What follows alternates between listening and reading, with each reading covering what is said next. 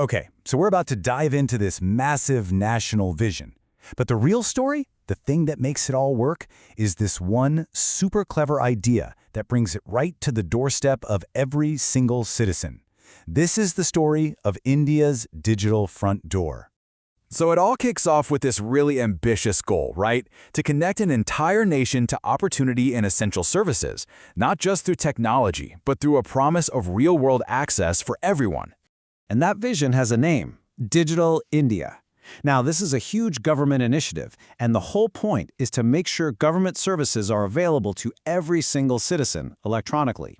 It's all about moving from piles of paper files to digital access. But here's the thing, and this is really important. It's not just about the tech. The ultimate goal here isn't just getting everyone online, it's about empowerment. It's about giving people the tools and the access they need to actually improve their own lives. Okay, so a grand vision is one thing, but actually making it happen across a country as huge and diverse as India, well, that's where you hit the real challenge. So, this brings us to the big question, right? How do you actually deliver on that promise of digital empowerment for someone in a remote village, or for a person who maybe doesn't own a smartphone or a computer, or, doesn't even know how to use one? And the answer is, well, it's just so clever. It's not just some high-tech, futuristic solution. It's actually a high-touch one. It's about building a real, physical bridge to that digital world for every single person. This is what's so brilliant about the whole idea. The big insight was that the solution couldn't just live on a website or in an app. No, it needed a real physical presence right there in the community, like a front door people could literally walk through to get all these new digital services.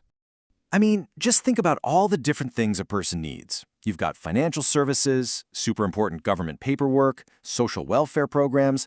Historically, all these things were totally separate and honestly pretty confusing to deal with. The goal was to bring them all under one roof.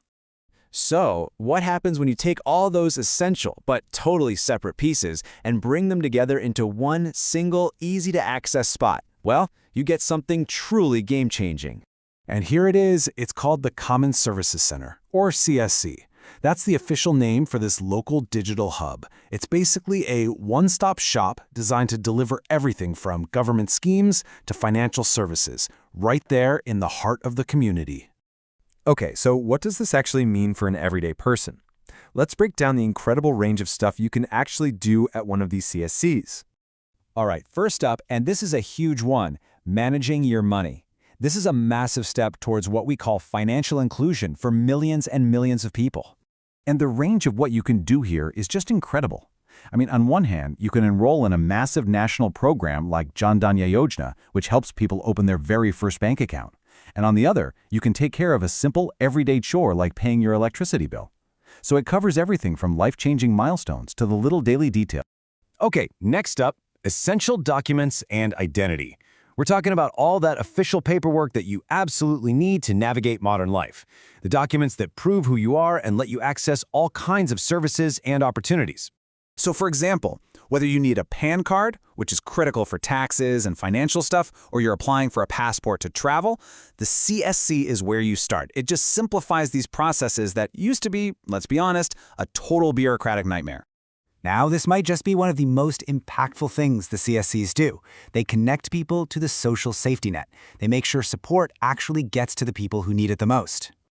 Just look at these two examples. The eShram portal gives informal workers, and that's a huge part of the workforce, a formal identity so they can get benefits. Then you have PMJAWA, which is one of the world's biggest public health insurance programs, providing vital medical coverage. The CSC is the front door for both, making these life-saving programs accessible right at the village level.